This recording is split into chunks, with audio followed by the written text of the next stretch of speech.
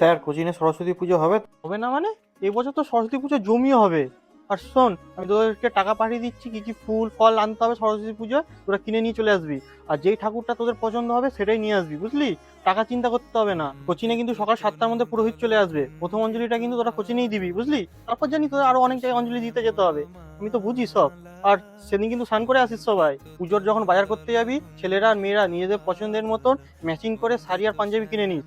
টাকাটা আমি দিয়ে দেবো। হ্যাঁ, হলুদ কালারের কিন্তু কিনতে হবে। আর ছেলেরা, সবাই তো শাড়ির কুচি ধরতে পারিস মেয়েদের? আরে চিন্তা করতে হবে না, যদি না পারিস পড়া শেষ হয়ে গেলে 5 মিনিট ধরে তোদের শাড়ির কুচি ধরা শেখাবো। অঞ্জলি দেওয়ার সময় পাশের জনের গায়ে ফুলটা না ছুঁড়ে ঠাকুরের পায়ের সামনে ছুঁড়িস, নাহলে এবছর ফেলের হাত থেকে কিন্তু আমি বাজাতে পারবো না তোদের। অঞ্জলি দেওয়া হয়ে গেলে এখানে যে যার পার্টনারের সাথে বাইকে করে ঘুরে আসিস। আর যাদের বাইক নিয়ে চিন্তা করতে হবে না, আমি কয়েকটা বাইক ভাড়া করছি আর কয়েকটা 4 চাকা ভাড়া করবো ভাবছি। তোরা কোথায় যাবি ঘুরতে?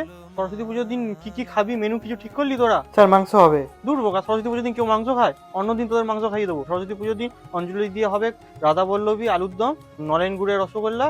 আর দুপুরে হবে গোবিন্দভোগের খিচুড়ি, লাবড়ার তরকারি, চাটনি। আর রাত্রিরে পোলাও পনির। কি খাবি তোরা একটু সিলেক্ট করে নে। বলছি স্যার চাঁদা কত দেবো? টাকা দিবি? অনেক টাকা হয়ে গেছে তোদের। টাকাটা রেখে দে, ফেব্রুয়ারি মাস আসছে, তোদের কাজে লাগবে, বুঝলি?